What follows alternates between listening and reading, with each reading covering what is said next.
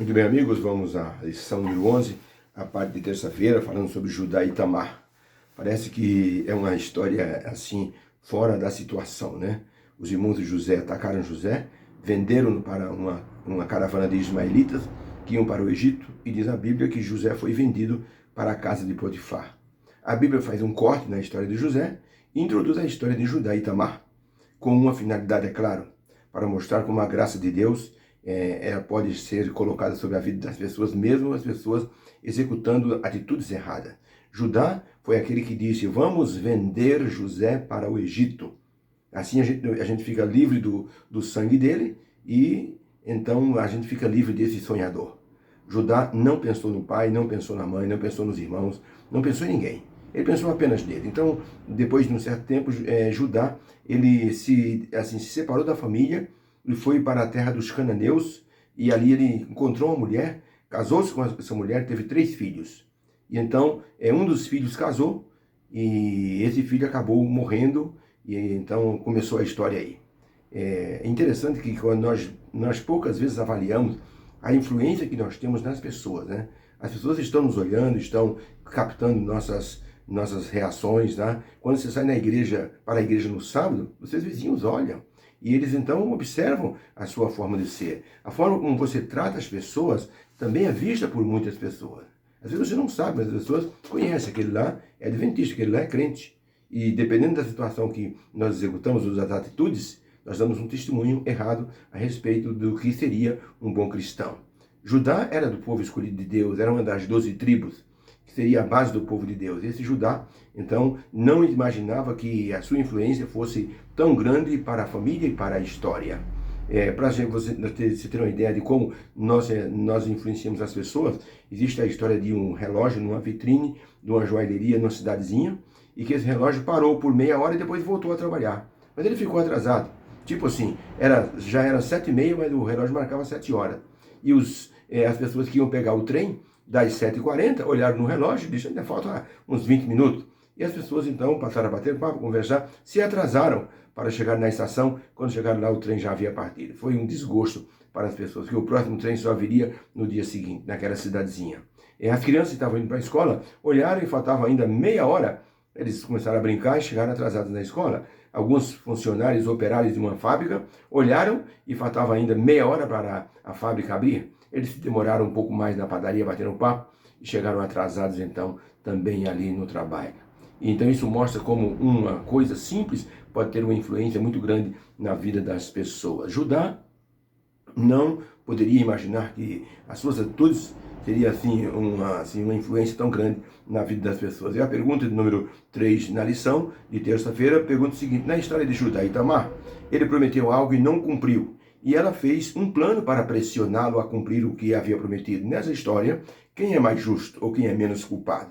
Leia a história. Gênesis 38, de 1 a 27, diz o seguinte: e aconteceu que ao mesmo tempo Judá desceu diante de seus irmãos e entrou na casa de um homem cananeu, cujo nome era Ira, e viu Judá ali a filha de um homem cananeu, cujo nome era Sua, e tomou-a por mulher e a possuiu. E ela concebeu e deu à luz um filho, chamou de e tornou a conceber e deu à luz um filho, chamou de Onã.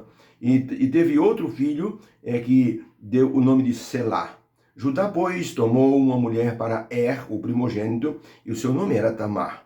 Esse primogênito de Judá fazia o que era mal aos olhos do Senhor. Por isso, o Senhor permitiu que ele morresse. Então disse Judá a Onã: toma a mulher do teu irmão e casa-te com ela, para suscitar descendência a teu irmão.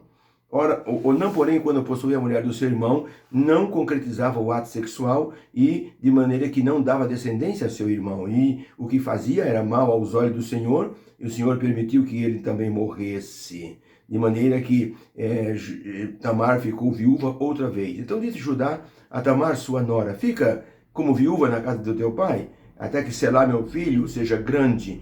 Assim foi Tamar e ficou na casa do pai dela.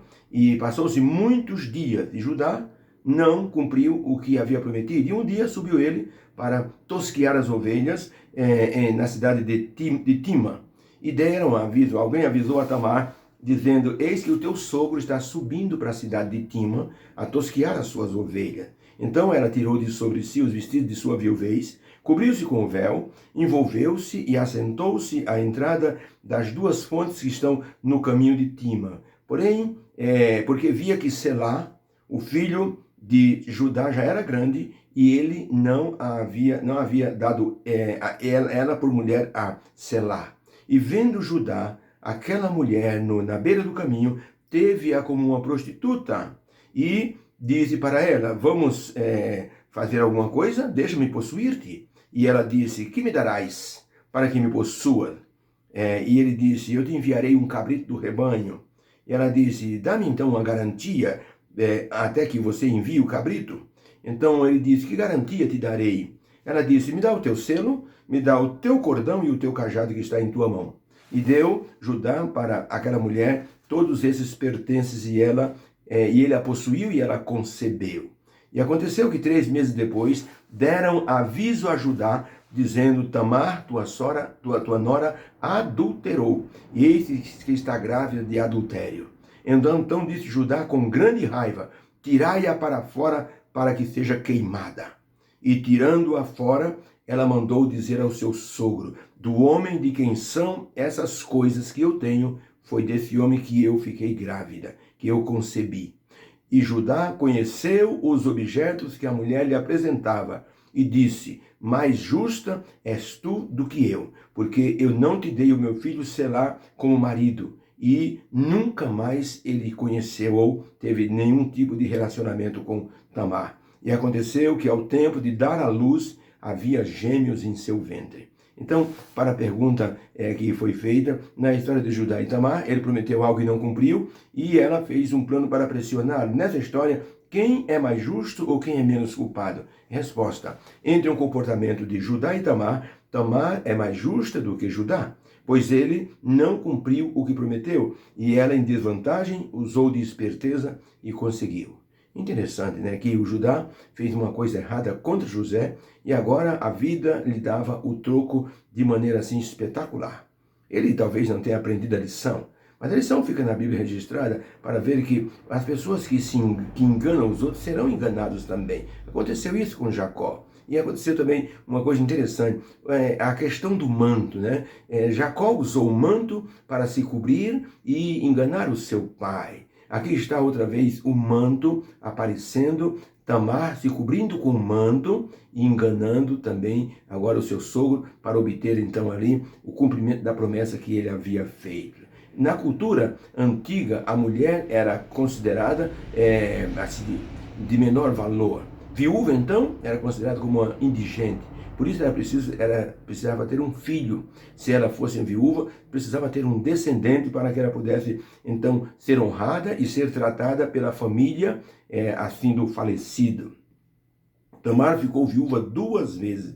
E o sogro Judá prometeu que o filho mais novo seria o seu próximo marido, assim que ele tivesse idade. Para isso, e com isso tornaria ela honrada através de um descendente. Judá se esqueceu completamente da promessa. E ela, na aflição de se ver prejudicada, usou um plano ousado para obrigar Judá a cumprir a sua promessa, fingindo-se de prostituta e obrigando ele a dar-lhe alguns objetos de garantia pelo relacionamento que tiveram. Com o ato, Tamar teve 2 filhos, e um deles se chamou Perez. E esse Perez se tornou descendente de Davi, e esse Perez está na genealogia de Jesus juntamente com Tamar. Que coisa interessante, né? As pessoas fazem as coisas erradas, suas atitudes, mas Deus, em sua graça, reverte os erros humanos para a bênção do seu povo. Por isso que essa história está na Bíblia para mostrar como a graça divina nos alcança mesmo quando nós fazemos as coisas que não estão de acordo com a vontade divina. Logicamente que, como disse um pastor, irmãos, isso não quer dizer que a gente deve viver pecando para Deus consertar nossos erros. Não. O cristão tem que saber que o pecado é um acidente.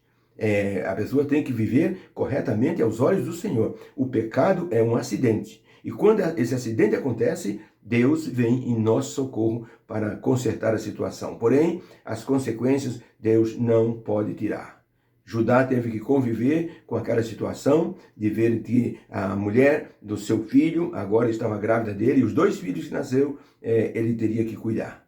Então, mostrou que aquilo que o homem semear, isso também ceifará. É a Bíblia que diz. Portanto, Deus nos abençoe, para que nós possamos ter entendido que a história de Judá e Tamar é uma história da graça divina, que tomou essas duas pessoas e as ajudou, colocando-as no caminho do bem. Vamos orar. Obrigado, Senhor, pela lição de hoje, falando sobre Judá e Tamar. O Senhor está sempre pronto a nos ajudar. Graça e glória ao teu santo nome por isso. Abençoa os meus irmãos neste dia, põe tua mão sobre eles, sobre aqueles que estão adoentados, Senhor. Põe tua mão, Senhor, e restaura, levanta do leito. Agradecemos em nome de Jesus. Amém. Que Deus abençoe você nesse dia, que haja uma bênção para o seu coração e para a sua família. Que haja muita saúde, paz e bênção no seu lar. Deus abençoe a todos. Amém.